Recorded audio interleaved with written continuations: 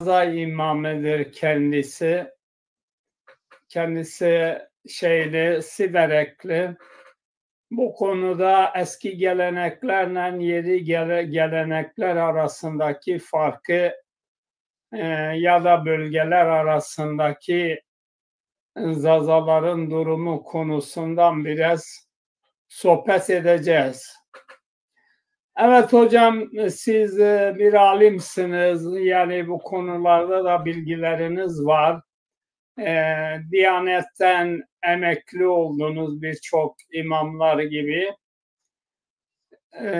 Şimdi bu ayda tabii mübarek Ramazan bayramı var. Bayramın anlamı nedir? Ne zaman başladı?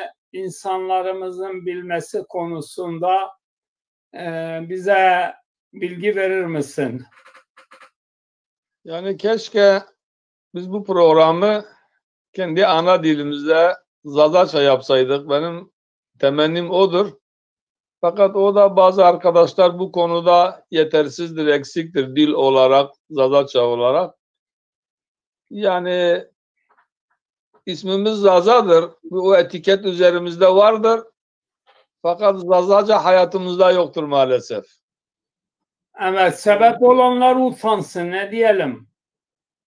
Yani sebep olanlar utansın. O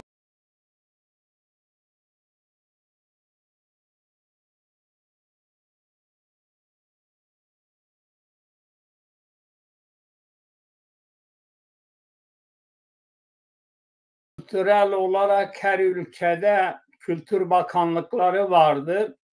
Kültür bakanlıkları bu kültürel faaliyetleri destekler, onu insanlarını yetiştirir, eğitim verir. Ta küçükken bunu yapar, bunu kitlelere kavratır. Şimdi Zazalar, siz de biliyorsunuz, Zazalar birçok bölgelerde yaşıyorlar. Bizler gibi milyonlarca Zaza bu eğitimden yoksun, bu kültürden yoksun olarak bir yaşam sürdürüyorlar.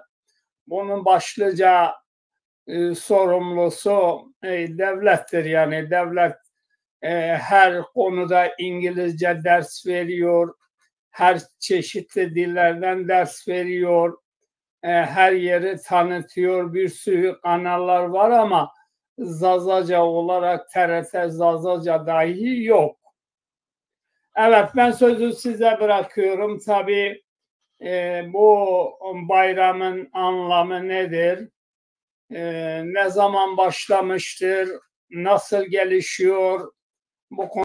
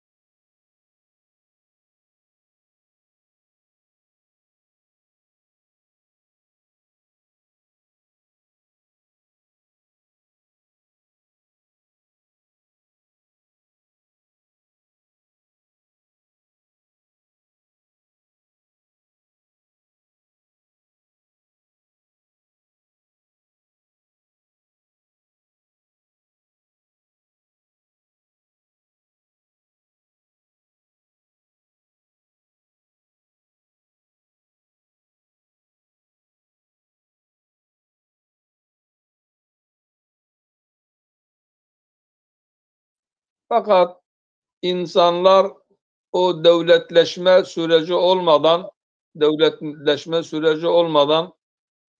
o kendi adetlerini, geleneklerini muhafaza etmek çok zordur. Tabii bu devletleşmeyle beraber okullaşma diyoruz. Yani eğitim dili, medrese dili, teknik dili, bilimsel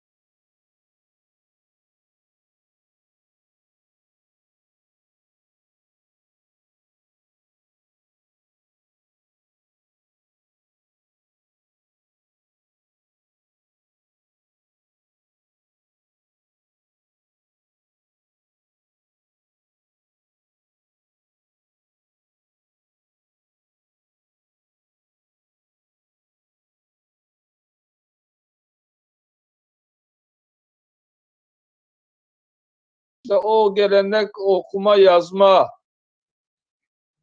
olmadığı için o sadece dil olarak nesilden nesile dil olarak aktarıldı geldi bugüne kadar. Siz şu andaki Ramazan'dan diyorsunuz. Ramazan ayındayız. Yani Ramazan oruç ayı diyoruz. Roje zaten biz roje diyoruz. Roje yani Ramazan orucuna roje diyoruz. Roje.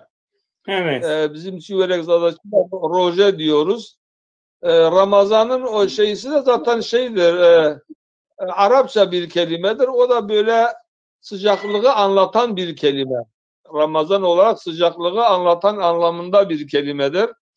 Roje yani günlük tutma. Roj gündür roj. Biz her güne roj diyoruz. Euro diyoruz. Na roje, euro roj. Roje günlük yani günlük tutulan ve tekrar edilen bir ibadet şeklidir. Tabi bu ibadet şekli de yani İslamiyet'in gelişinden sonra bu Orta Doğu coğrafyasına dağılmıştır. Ta Afrika, Kuzey Afrika'ya o şeyler de Endülüs Emevilerden Avrupa'ya kadar, İspanya'ya kadar gitmiştir. Evet, değerli hocam tabii rahmetlik bizim Etkilenir. etimolog şeyi vardı, Ayhan Varan vardı. Yani dinlerden adetler ve gelenekler din gölgesinde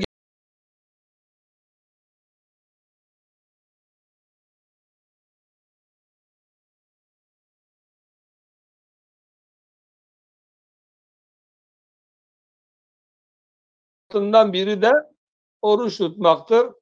Oruç ayında diyeceksin gelenek nasıldır? Yani 1967'ye kadar bizim köye tekerlek girmemişti. Yani at arabasının tekerleği de bizim köye gelmemişti. 67'ye kadar. Evet. Tekerlek bizim o bölgeye gelmemişti. Yani %100 doğaldı.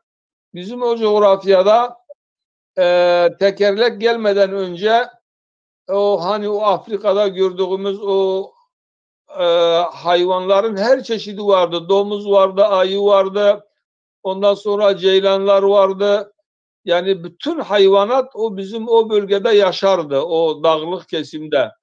Hatta rahmetli anam derdi biz bir gün Fırat'ın üzerine su içmeye gittik. Yani 1935-40'larda Fırat'ın üzerine su içmeye giderken o dik yamaçlardan inen bir sürü ceylan gelip Fırat'ın üzerinde su içti Fırat'ın üzerinde. Saydım o sürü 40 tane ceylan sürü halinde gelip Fırat'ın üzerine su içti. Fakat o tekerleğin gelmesiyle beraber o arabalar geldi, o ormanları kestiler. Orası çölleşti. Hiçbir hayvan kalmadı bizim orada. Yani sadece serçe kuşu kaldı. Başka hiçbir şey kalmadı. Ama daha önce o vahşi doğanın, o bozulmamış doğanın bütün hayvanları bölgemizde vardı. Ramazan diyorsun. Ramazan şöyle diyelim. Ben zaman zaman camide, vaazlarımda, hutbelerimde demişim. İslamiyet 1446 yıldır gelmiş. İslamiyet 1446 yıldır gelmiş. Ama bizim köye 1981'de 82'de ulaştı. Arada yani yaklaşık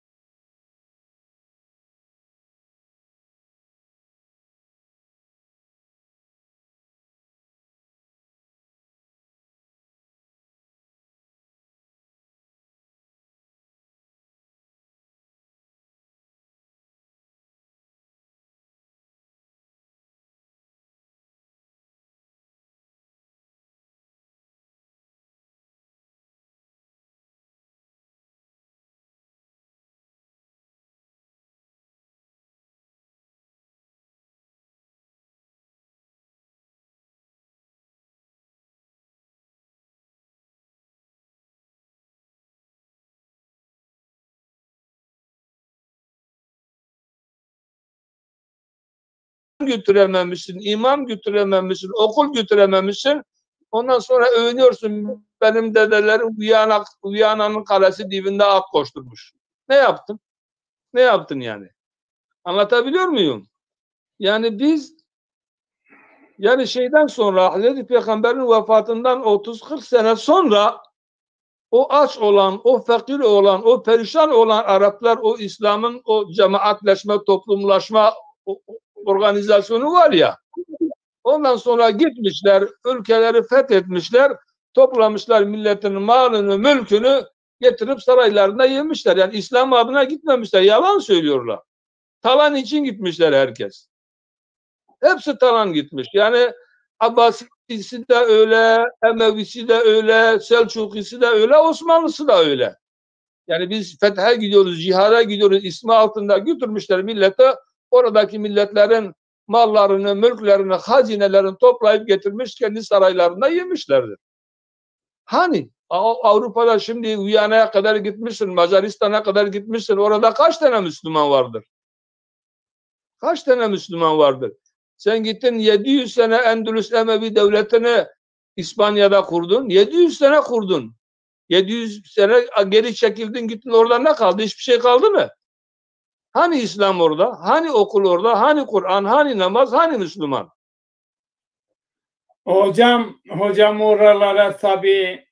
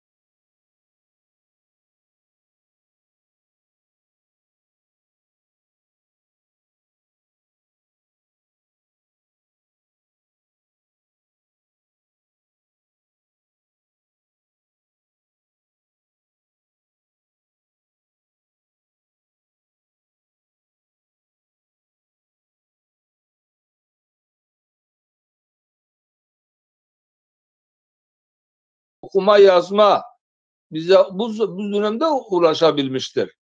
Yani bu ulaştıktan sonra da zaten bütün yani altyapısı yok, teknik altyapısı yok, ekonomik altyapısı yok. Yani kaba saba bir şekilde ondan sonra devletin atadığı bir öğretmen o bir harf Zazaça bilmiyor. Yani biz de Türkçe bilmiyoruz. O bize ne öğretebilir? Yani o Zazaça bilmiyor, biz de Türkçe bilmiyoruz. Öğretmen bana ne anlatabilir? Hani kendi dilimden bir öğretmen olsaydı, benim gibi yedi sülale Zazaça bilen bir öğretmen olsaydı ve benim ana dilimle bana eğitim verseydi, yani ben bu kadar geri kalmazdım. Yani ömrümüzün yarısı Türkçe öğrenmekle geçti. Onun için o sıkıntı da vardır. Dediğim gibi yani bizim ilk çocukluk döneminde imam yok. Yani cami yok, imam da yok. Ondan sonra okul da yok. Ramazan gelirdi. Mesela bizim köyde Kur'an-ı Kerim'i okumasını bilen, sadece okumasını bilen, başka fazla ilmi olmayan, yani başka kitaplar okumayan, sadece Kur'an Arapça harflerle öğrendikten sonra okumasını bilen işte bir zat o köylüye şey yapardı, teravih namazı kıldırırdı kendi evinde, yani bir odada. O bütün köyün erkekleri toplanır. Evet, Odada teravih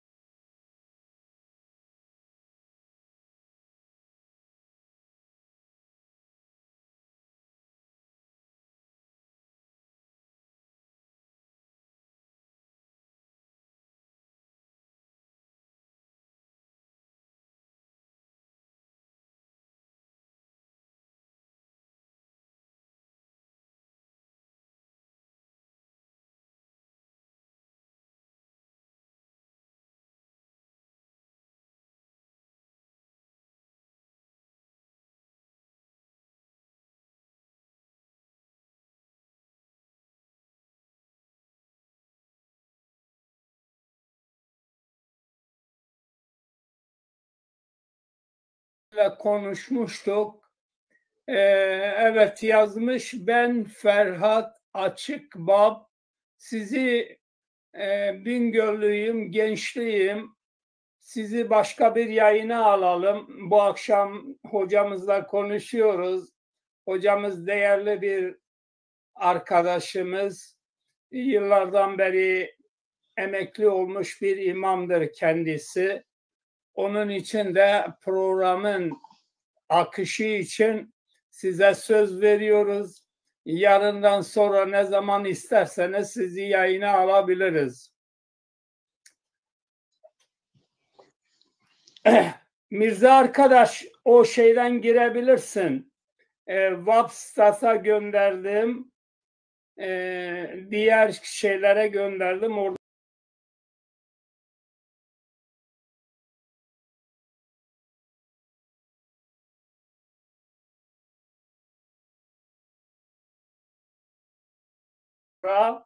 Alevi Sünni olarak bölündüler. Bunlar aynı halktır. Bunlar neden, niçin bölündüler? Biraz da buraya değinebilir misin mümkünse? Yani 632 yani peygamberin vefatından sonra demek istiyorsun. Evet. Yani peygamber vefatı 632'dir. 632'de yani şöyle diyelim, peygamber aleyhissalatü vesselam vefat ettiği zaman yani daha önce benden sonra kim gelsin demedi. Yani kendisinden sonra bir adam belirlemedi onun yerine geçecek. Sadece o hastalığı döneminde o sahabelere, cemaate namaz kıldıramadığı zaman, yani kıldıramadı hastayken, Hazreti Ebu Bekir'e dedi ki benim yerime sen namaz kıldır. Yani cemaatten namaz sen kıldır. Bu kadar var. Başka bir şey yok yani. Vefatından sonra da o meşhur sahabeler bir yerde toplanıyorlar. Yani Peygamberin vefatından vefat etmiş yerine kim gelsin? Yani o Medine'nin o sıcak ortamında 3 gün 3 gece onu konuşmuşlar. Yani Peygamberi defnetmemişler. O Peygamberin cesedi öyle orada duruyor. 3 gün 3 gece aramızda kim şey olsun diye Peygamberin yerine kim geçsin diye ondan sonra tartışmışlar.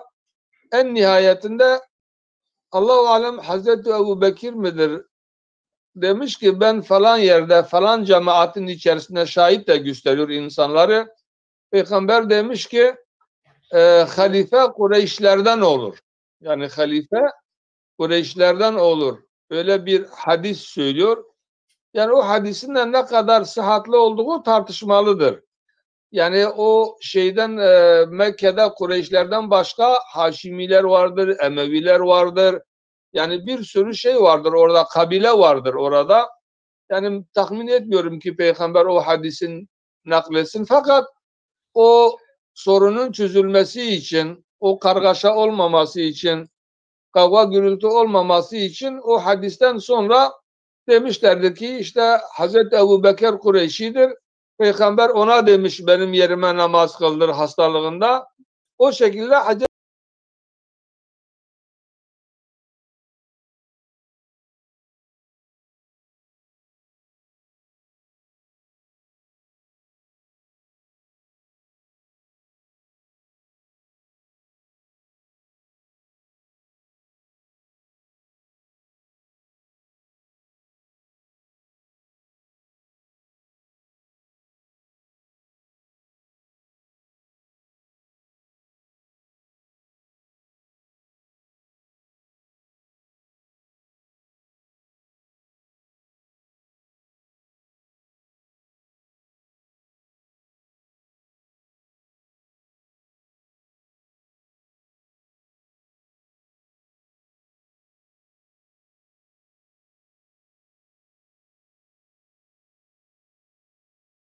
anlatabiliyor muyum? Yani dini bir mesele değildir.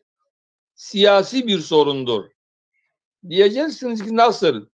Yani o Mekke döneminde her zaman Kureyş kabilesi Beni Haşim, yani Haşimiler Kureyş'in Haşimi kolu Peygamber Efendimizin dedesi Abdülmuttalip, o Mekke şehir devletinin yönetimi hep onlardaydı. Mekke şehir devletinin yönetimi hep Haşimilerdeydi. Fakat ana muhalefet de Emevilerdir. Hazreti Muaviye'nin akrabaları.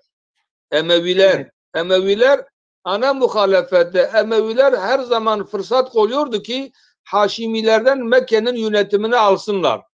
Öyle içlerinde öyle bir şeyleri vardı.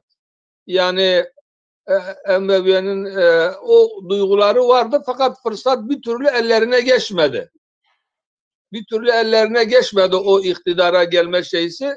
Peygamberin vefatından sonra Hazreti Ebu Bekir, ondan sonra Ömer, ondan sonra Osman, ondan sonra Hazreti Ali yani oraya layık iken Emeviler yani Muaviye'nin akrabaları dediler fırsat bu kargaşada da biz iktidarı elimizde geçirdik geçirmedikse artık kıyamete bize iktidar gelmez dediler.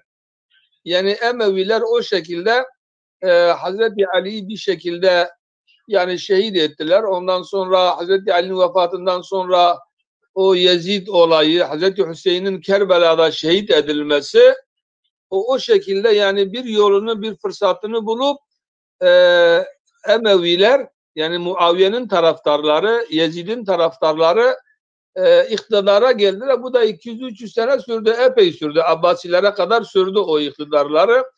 Yani bu Alevilikle Sünnilik meselesi siyasi bir mesele, dini bir mesele değildir. Siyasi iktidarın kavgasıdır bu. Siyasi iktidarın kavgasıdır. Onun için fakat burada diyeceksiniz ki kim haklıdır? Yani kim haklıdır? Sana basit bir mesele söyleyeyim. Yani Yezid iktidara geldiği zaman o iktidar Şam'daydı. Geldi Medine'yi kuşalttı. Medine'yi yakıp yıktı.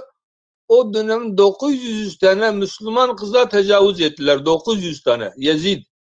Medine kuşatmasında Medine'yi aldıktan sonra 900 tane kıza tecavüz etti askerleri. O 900 tane kız hamile kaldı. Bu sefer bunun fetvasını aradılar. Ya bu hamileden doğan çocuklar ne olacak? Yani Medine'yi yakıp yıktı, Mekke'yi, Kabe'yi yakıp yıktı. İşte onların o epey zulmü devam etti. Yani Alevilerin bu andaki meseleleri hala o şeyi unutmamışlar. O zulmü, o hakareti unutmamışlar Aleviler. Yani Hazreti Ali hilafete daha layık iken Muaviye bir fırsatını bulup bir entrika yapıp ondan sonra iktidarı şarapçı olan, zinacı olan oğlu Yezid'e bıraktı. Yani içkici bir Yezid'e Muaviye bildiği halde iktidarı ona teslim etti, oğluna. Bunun acısını şimdiye kadar çekiyoruz. Diyeceksiniz ki bundan sonra ne olsun? Bundan sonra yani İslam alimleri bilgili, kültürlü, böyle barışçı insanlar bir araya gelse, yani ben şimdi bir Alevi dedesiyle bir araya gelsem kucaklaşırız, öpüşürüz, tokalaşırız, halk hatırız. 1000 yıl beraber yaşasak birbirimizden kavga etmeyiz. Yani İslamiyet kavga dini değildir. Ama ilmi olarak birbirimizi, ya o beni ikna eder ben Alevi olurum, ya ben onu ikna eder onu ehli sünnet yaparım, veyahut sen yerinde kal ben yerinde kalayım, beraber yan yana namaz kılalım, beraber yan yana cemi yapalım, beraber yan yana yaşayalım. Yani bu engel değildir. Bu bizim için, kardeş olmak için engel değildir bütün bunlar. Fakat evet, bunu da söyleyeyim. Yani ne hikmetse ben bu şeyi anlamadım. Yani Seyyid Rıza ve aşiretini, yani 40 bine yakın şehidimiz var. O şeyde Seyyid Rıza'nın katliamında 40 bine yakın insan katledilmiş. Alevi katledilmiş 40 bine yakın. Fakat o katliamdan bugüne kadar o katliamı yapan Atatürk'tür. Atatürk o emri vermiştir. Ne hikmetse bütün Aleviler Atatürkçüdür. Ben bundan da bir şey anlamadım. Bak yani evet, Alevileri katleden Atatürk'tür ve CHP zihniyetidir. Fakat Alevilerin hepsi CHP'lidir. İkinci bir husus. Bütün askerlerinden beri yine 30-40 bin şehidi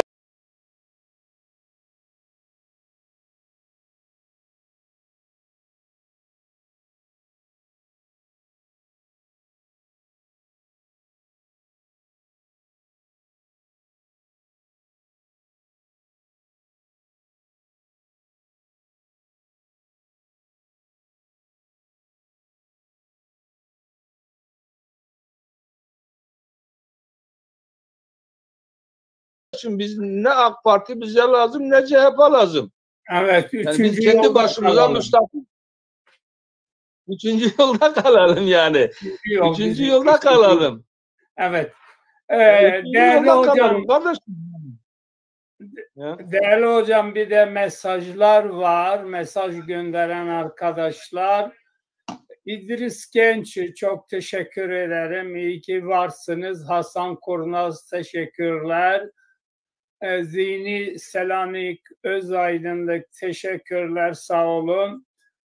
Hasan Hayri Kurum, sağ olun, var olun.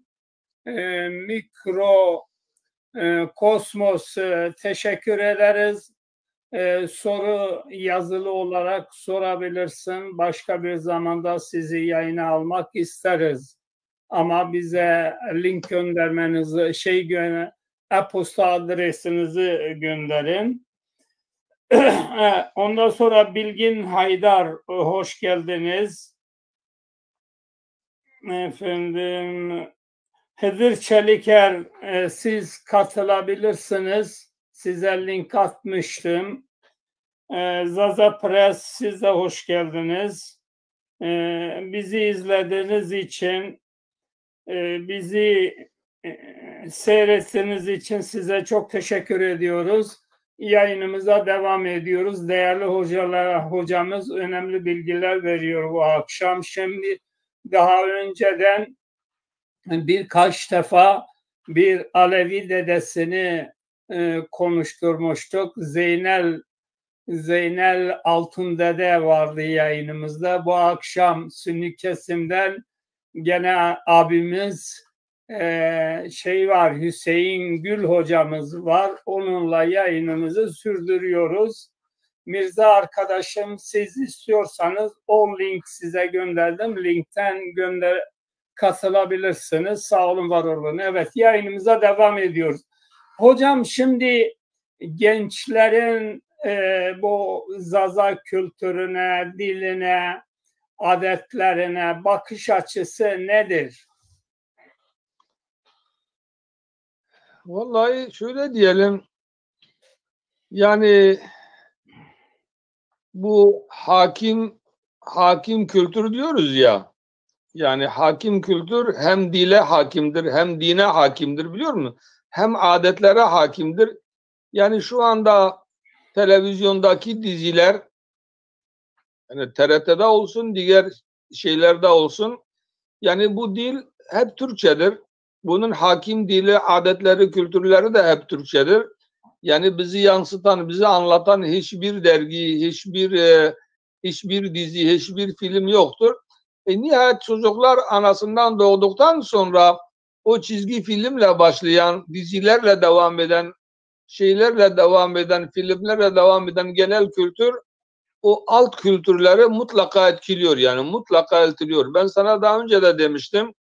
Yani bizim ilkokula başladığımız zaman bizim köyümüzde, Kırkhanelik bizim köyümüzde sadece askere gidip gelen erkekler 3-5 kelime Türkçe biliyordu. 3-5 kelime askere gidip gelenler 3-5 kelime Türkçe biliyordu. O askere gitmeyenler ve kadınlar bir harf Türkçe bilmiyordu. Bir harf, bir kelime Türkçe, Kürtçe bilmiyordu biz. Yani biz Kürtçeyi o dışarıdan gelen o gezici çingeneler var ya, hani o gelip köyde konaklayıp gidiyorlardı. Onların çadırları vardı falan. O çingeneler geldiği zaman biz onlardan Kürtçe öğreniyorduk 3-5 kelime. Yani Türkçe hiç yoktu bizim o bölgelerde. Fakat şu anda bizim köydeki genç kızlar, genç oğlanlar beraber Türkçe konuşuyorlar köyde. Maalesef, yani maalesef çeşme başındaki kızlar beraber Türkçe konuşuyorlar. Yani sokakta oynayan küçük çocuklar Türkçe konuşuyorlar. Çünkü o çocuk ilkokula gitmeden önce çizgi filmlere baka Türkçeyi öğreniyor ve o dili de sokakta kullanıyor maalesef. Yani böyle bir yozlaşma, böyle bir felaket vardır, devam ediyor. Ne yapılabilir? Ancak bu şöyle olur. Yani sizin gibi, bizim gibi böyle Zaza diline aşık olan, o geleneği, o dili korumaya çalışan insanlar bulundukları yerlerde en az şöyle ortaklaşa bir boş daire kiralarlar, boş daire, onu dayar düşerler. Haftanın birkaç günü işleri olmadığı zaman o lokal dediğimiz, dernek dediğimiz, hizmet yeri dediğimiz o mekanda toplanıp o Zazaca dili üzerinde konuşurlar, kitap yazarlar, şiir yazarlar. Yani onun kaybetmemesi için orası sanki bir mektep olur. Yani bir mektep gibi, bir medrese gibi, bir okul gibi o dili unutmamak için kendi çocuklarıyla gelip bir şekilde o şekilde korunabilir. Yani bu böyle olmazsa diyelim ki 40-50-60 yıl sene sonra tahmin etmiyorum ki Zazaca kalsın ortada. Bitirir giderler yani. Evet, çok teşekkürler bilgilerin için. Yayınımızı izleyen dil bilimci Hakkı Çimen var. Hakkı Çimen Zaza gramerini yazıyor. Zaza dil bilimiyle uğraşıyor. Hoş geldiniz Hakkı Hocam. Abdullah Narin, siz de hoş geldiniz. Yayınımız devam ediyor şimdilik. Tabii Zaza dili birinci derecede coğrafyanın en eski dilidir. Neden Zazaca yok olmayla yüz yüze de Türkçe, Kürtçe yok olmuyor?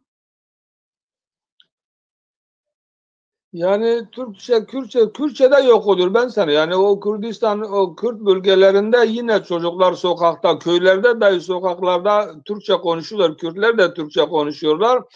İşte onların bu dediğimiz TRT Kürdi var. Ne kadar izleniyor bilmiyorum. Yani oradan faydası var. Ondan sonra Zarok TV'nin çizgi film programı var. O da millet onu da seyrediyor biraz var. Fakat o da fazla sürmez. Fakat o Kürtçe'de o eski medrese alimleri hani o Kürt bölgelerine eski medrese alimleri şiirlerini ve kitaplarını orada Kürtçe yazmışlar. Kürtçe mevlid yazmışlar. O kitaplar hala piyasada var. Kürtçe yazdı. Yani Kur'an yazısıyla, Arap harfleriyle yazılan kitaplar vardır. Ahmed Khane gibi, Fakih Kayran gibi, Seyyid Ali Fındıkı gibi onların Kürtçe şiirleri falan vardır. O el yazmaları vardır. Fakat bizim Zaza bölgesinde o kültürümüz de fazla yoktur. Yani bir Siverek'te bir Zaza mevlidi vardır. Fakat onun dışında fazla yani yazılı eser elimizde yoktur. Son zamanlarda yani Zülfikar Ayıldız gibi ondan sonra Şaban Şenateş rahmetullahi aleyh bizim cemaatten arkadaşımız da onun 2 ciltlik büyük Zadaça lügatı çıktı. Bende. Yani 150 bin kelimelik müthiş bir lügattır. Size geldi herhalde. Bir gördünüz onu siz. Evet, görmüştüm. Şaban Şenateş vefat etti koronadan. Çok hacimli bir kitap. 2-3-4 kilo ağırlığında var. Bende var bakıyoruz.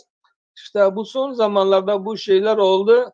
Fakat bu şeyin milletin bu ekonomik sıkıntı demeyelim de yani para pul peşinde koşma, araba alma, daire alma, lüks yaşama yani lüks yaşama o heves, o hayaller bu dildir, dindir bunları geride bıraktı.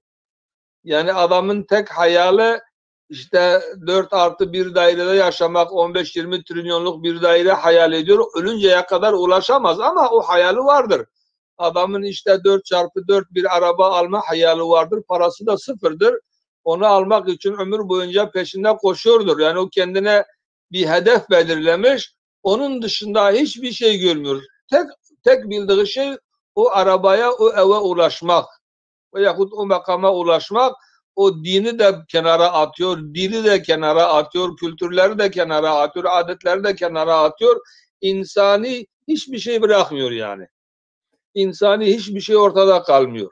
İşte bu kapitalist sistem dediğimiz daha çok kazanayım gayesiyle insanlar o şekilde hedeflere kilitleniyor. Onun dışında insani ve İslami olan hiçbir şey ortada kalmıyor. Tek amacı o amacına ulaşmaktır. Böyle bir hastalık da vardır piyasada. Onun için Evet, Cenab-ı Allah hepimizi muhafaza etsin. Yani durum hiç iyi değildir. Sonumuz iyi değil ben söyleyeyim. evet, üzgünüm. Evet, Özür Abdullah Kaya kardeşimiz, siz de hoş geldiniz. Sağ olun, var olun. Şimdi tabii size sormak istiyoruz. Dil mi önemli? Yani ön planda önce dil mi gelir, itikat mı gelir? Bu konuda görüşlerin nelerdir hocam? Yani her bir itikad dediniz ya, itikad inanmak iman anlamındadır. Evet. Yani her bir imanı, her bir itikadı bana ders veren bir dildir. Benim dilim olmasa itikad benim neyime? Yani bana dini anlatan itikadı ben dilimle öğrendikten sonra biliyorum. Yani altyapısı dildir. Allah'ın her bir insana bahşettiği bir özelliktir o dil. Yani o dil üzeri itikad, iman, İslamiyet öğrenilir. Diyeceksiniz ki yani Türkçe olsun, Kürtçe olsun, Arapça olsun. Hayır. Yani ben kendim şahsım yani sabahları yarım saat o duamı, tesbihatımızla Zaza yapıyorum. Diğer diller beni tatmin etmiyor. Etmiyor yani. Yani sanki başka dilden yapsam kabul olmuyormuş gibi öyle bir hissim var benim. Yani yarım saat kendi duamı, tesbihatımı Zaza yapıyorum. Yalvarışımı, yakarışımı. Diyeceksiniz ki ya iyi Allah başka dil ya bana ne başka dilden kardeşim. Allah bana bu özelliği vermiştir. Ben bu özellikle Allah'a ulaşabiliyorum. Kendi halimi anlatabiliyorum.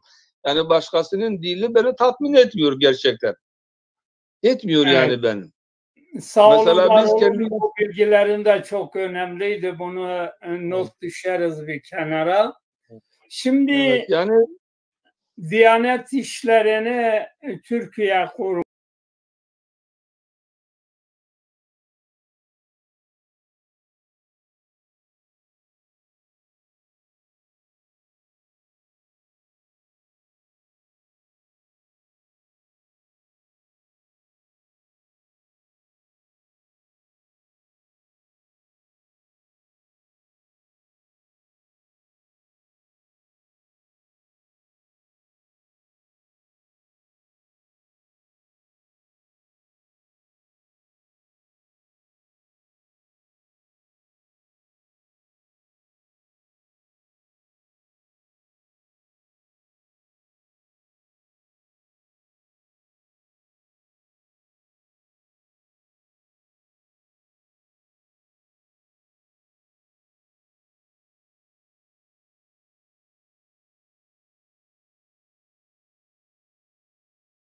kendi dilinde okuma yazması olan, kendi dilinde kitapları olan kültürler hakim kültürdür.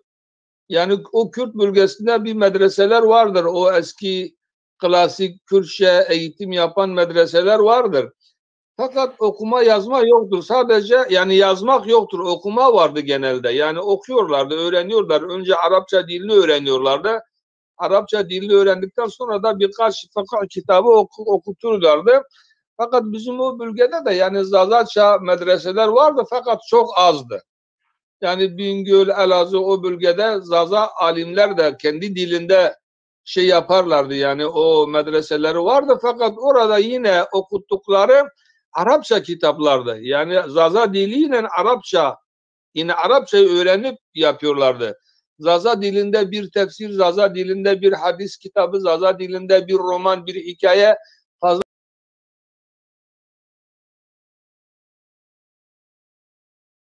Yani diyeceğim şudur. O medreselerde mesela o alimler o Kürdistan bölgesinde o Doğu Güneydoğu'da o kadar medreseler, o kadar alimler, o kadar şeyhler olmasına rağmen bak olmasına rağmen PKK orayı darmadağın etti. Hani nerede medreseler, nerede şeyhler, nerede alimler? Şey kalmadı ortada. Yani o bölgede %65-70 adamlar oy alıyorsa hani oranın alimleri ne yaptılar bu kadar 1000 yıl süre içerisinde ne yaptılar alimler? Yani hiçbir evet, etkileri olmadı orada. bir Etkileri de olmadı. evet bir de tabii özellikle Kürt hareketi ya da Türk cenahtan diyorlar işte Zazalar çok dine bağlıdır. Ama biz biliyoruz ki hani Zazalar inancına bağlı olmakla birlikte yani şimdi Kürtler hacılarını, hocalarını, kurumlaşmalarını yapıyorlar. Bu onlara haktır. Yani kimse demiyor ki işte Kürtler hacca gidiyor, bu dini konularda siyaset yapıyor demiyor. Türkler için de böyle. Ama Zaza'ya gelince Zazalarınkini hemen yanlış yöne çekiyorlar. Bundan Zaza aydınları korkarak bu eleştirilerden itikat önderlerine, itikat kanadında yer alan sizin gibi başka birçok arkadaşlar var. Bunlara yer vermiyorlar. Yani bizde her toplumun çeşitli kanat önderleri vardır, itikat önderleri vardır. Zazaların bu konuda bir açılım yapması gerekiyor. Yani hem inançlı insanlarını, hem demokratlarını, hem sosyalistler herkese göre Zazaların bir siyaset yapması lazım. Dememeli ki ya bu dincidir, bu kincidir, öbürü solcudur, öbürü nedir? Biz hepimiz bir ağacın dallarıyız, kollarıyız. Yani onlara her şey hak oluyor ama Zazalara gelince bu hak tanınmıyor. Bu konuda ne diyorsunuz? Bak şöyle diyeyim, biz Zazalar hiçbir milletin etkisini, egemenliğini kabul etmemişizdir. Dağlara kaçmışız, sığınmışızdır orada. Sana şöyle diyeyim, yani isim vermiyorum. Fakat o dediğin o büyük hareketler var ya, yani bütün bu hareketlerin altında yani arka kapıdan milyon dolarlar aktarılıyor. O hizmetlerin, o hareketlerin olabilmesi için milyon dolarlar aktarılıyor, örgütlenmeler yapılıyor. Yani diyelim ki İran'da onlara karşı, Türkiye'de buna karşı, yani o milyon dolarlar örgütlenmelerle o işler yapılıyor. Fakat hiçbir zaza dış ülkelerin, o egemen ülkelerin bir kuruşunu almamıştır. Kabul de etmemiştir. Ben bunu kesin biliyorum yani. Onlara aktarılan paranın 1/1000'i benim gibi, senin gibi insanlara gelse biz 20-30 yıl içerisinde devrim yaparız kendi bölgemizde. Kardeşim biz karnımızı doyuramıyoruz. Yani bütün bu işler parayla yapılıyor. Altyapısı parayla oluşuyor. Fakat dışarıdan o gayrimeşru gelen milyon dolarlarla adamlar seslerini dünyaya duyuruyorlar. Ben kendi yanı başımdaki köydeki arkadaşıma, milletime sesimi, dilimi doyuramıyorum yani. O da işin içerisinde vardır. Yani onlar kendi başına olan şeyler değildir, ben sana söyleyeyim. Fakat bizim Zazalar çok asil bir millettir. Kesinlikle dış güçlerden bir kuruş para alma tenezzül de etmez yani. Kendi başımıza ne yapabiliyorsak odur. Ama o da vardır işin içinde. Bununla bir yere varamıyoruz. Yani şimdi diyelim ki bir halkın kökleri kendi memleketindendir. Ama bunun dış dostluklar var. Türkiye Amerika'dan, Avrupa'dan para alıyor. Yani Türk devleti alıyor. Efendime söyleyeyim, Kürtler de haliyle alıyorlar. Zazalar neden almasın? Yani örneğin almamıştır ama neden Şimdi almasın? Bak o para gelirken o paranın karşılığında Kürtlerden ve Zazalardan bir şeyler alıyorlar. Yani bunu yapacaksın diyorlar. Yani kendi kültürüne yabancı olacaksın, kendi dinine yabancı olacaksın, kendi bulunduğun coğrafyadaki insanlarla kavga gürültü yapacaksın. O şekilde kabul edersen geliyor. Fakat hayır, senin paranı ben almıyorum, senin emrine de girmiyorum diye olur. Fakat şöyle diyelim, yani kendi aramızda bir örgütlenmemiz olsa, Avrupa'daki Zazalar, Avrupa'daki dostlarımız, buradaki zenginlerimiz o finansı sağlayabilseler her bir şehirde, her bir bölgede, yani kendi medreselerimizi, hani bu diyorlar yani sivil toplum kuruluşları. Yani evet. Zazacayı öğrenme, okuma, yazma, o dernekler, o faaliyetler olabilir. Yani kendi aramızda o finansı sağlayabilirsek olur. Fakat yani ortada daha güçlüsü varken kimse sana o finansı sağlamıyor maalesef. Bize vermiyorlar yani. Evet. İyi, Dengeşik, siz de hoş geldiniz güzel kardeşim. Peki Zazalara bu Ramazan ayından Zazalara bir çağrınız var mıdır? Zaza zenginleri, Zaza insanları, siz de kendi halkınıza böyle yani buradan çağrımız inşallah faydası olur. Yani şöyle diyelim, yani bir insanı insan yapan en birinci özellik onun dilidir. Bir insan dilini kaybederse şahsiyetini, insanlığını, dinini de kaybeder. Yani dil olmazsa olmaz bir alamettir, bir nişandır, bir etikettir, bir kimliktir. Ben şimdi bu kimliğimi kaybedersem ne oldum ben? Yani bu dilimi ve kimliğimi kaybedersem ortalıkta kaldım. Neyim ben yani? Neyim? O insanlıktan da bitiyor o zaman. Onun için yani dinden önce diyelim, yani dinden önce o kimliğini muhafaza edeceksin, dilini muhafaza edeceksin. Cenab-ı Allah'ın sana hediye olarak sana verdiği o dilinle Allah'a ulaşacaksın. Yani başka dil, Cenab-ı Allah diyecek yani ben sana kendi dilini verdim. Ya kendi dilinle bana yalvarsana, yakarsana, beni tanısana. Niye başkasının dilini kullanarak aracı bana ulaşmaya çalışıyorsun? Yani başkasının dilini kullanarak ben niye Allah'a nasıl öyle bir şey yapabilir? Bu bana yeter yani bu kimlik yeter de artar.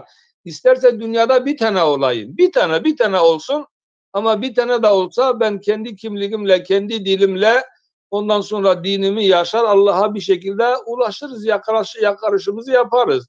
Onun için yani dil olmazsa olmazdır. O bir etikettir, o bir kimliktir. Bu da elimizden giderse bana deseler ki sen nesin ben ne diyeceğim? Yani birisi Evet. bana dese ki sen ne diyeceğim? Yani bize işte diyorlar ki Kürt'tür. Hayır kardeşim biz Zazacı, biz Kürt değiliz diyorum. Hatta insan arkadaşlara diyorum ki yani biz Zazalar coğrafyanın şehirli medeni insanlarız. O diğer Kürt kardeşlerimize göre ha. Biz daha çok şehir merkezlerinde, o Diyarbakır'da, o Elazığ'da, o Tunceli'de, o şehir merkezlerinde hakim bir kültürdür. Daha çok Kürt kardeşlerimiz köylü yani köylü vatandaşlardı bize göre. Yani biz daha çok ilerideydik kendimize göre adetlerimizle, medeniyetimizle daha çok ilerideydik. Fakat son zamanlarda bu televizyonlar çıktıktan sonra, basın yayınlar çoğaldıktan sonra biz arka planda kaldık. Yani biz o kimliğimizle televizyonlara, basın yayını elimize geçiremedik, onu kullanamadık. Onun için geri kaldı. Yani şunda 3-4 dilde Zazaca yayın yapan, 24 saat yayın yapan bir televizyonlarımız olsaydı, okullarımız olsaydı bu durumda kalmazdık maalesef. Ne yapalım? Evet hocam siz tabii uzun yıllar Diyanet'ten imamlık yaptınız, çok gezdiniz. Yani okuyacağınız Zazaca dili diyoruz. Zazaca dili için bir ayet, bir okuyacağınız bir şey var mı? Yani bu bir dua olabilir, bu bir dua olabilir. Bir hutbede konuşma gibi o olabilir. Bir ayet olabilir. Zazaca dilinde. Zazaca mı söyleyeyim? Evet. Avani ilahi ya Rabbel alemin, ya Erhamer rahimin, ya Ekremel ekremin, ya A'delel adilin, ya Ahsenel halikin, ya Eşfe'el şafi'in, ya Erzakel razikin, ya Rabbel semavati ve celali vel ikram. İlahi ya Rabbel alemin, to mahlukati miyanda kainat ezkerda insan, insanın miyanda ezkerdan zaza, tonu zuvan miri hediye ker, ezkan de ne kimlik da xo, ne zuvan de xo, toru be hadu be hasab hamd kana şükür kana. İlahi ya Rabbel alemin zuvan ma benu vini, adeti ma beni vini, anane ma beni vini, dini ma benu zayid. İlahi ya Rabbil alemin hatta rojda kıyamet zuvan ma payidar bike vini kerdişmede nesilde mare akraba ve taallukat mare bütün ehli imani ehli zazayare ne zuvan muhafaza kardeş nasip ve kısmet bike ya Rabbil alemin men garoji men droji nayet yapya bütün ehli imani bütün ehli İslami bütün millet zazayare neva nev sabir roja gurotuş nasip bike ömrü bخير ömrü der nasip bike ya Rabbel alemin seni ki maddi dünyada ambazı pe merdimi pe akraba ve taallukat pe bütün ma ehli zazaya ehli imani ehli İslami cennet zima ali kirpeser ebedi daim zuvan de khwa cennet mahme pya mendiş kabul bik inşallah taala. Fatiha bir cevabı kadiyor. Ve bu kadiyor besu daha. Amin amin. Çok teşekkür ederim. Ama matiya neşta zuvan de khwa mırdi kısayı bukro bu kama zazayı cennet biri piyat ja tumutum ja ne kadın hatta ebeden daimen fakuri piri piyat cennet zazda kısayı bukri inşallah. O hasret vacadır Rabbim inşallah. Tiyadisi veşo fakat jaz daha veşo. Cenab-ı Allah kısmet nasiptir inşallah. İnşallah. Abi bu manu veşide emaneti Allah'ı ve ne yaptığıma program dufuna ma inşallah pevineni ma dufuna programı ve şifrazı بعد الروجي artık. Sağ olun, var olun. Çok teşekkür ederim. Güzel bir program oldu. Evet. Bu tavrınızı gerçekten kutluyorum. Değerli bir kardeşimizsin. Evet, değerli kardeşlerim, bundan böyle yani Zaza alimlerini, Zaza imamlarına yer vereceğiz. İsteyen tüm kardeşlerimiz Zaza dilinden hikaye, roman, dini şeyler, ayetler vesaire bunu konuşabilirler, bunu gündeme getirebilirsen, hatta bu dilde siyasetin de olmasını diliyoruz.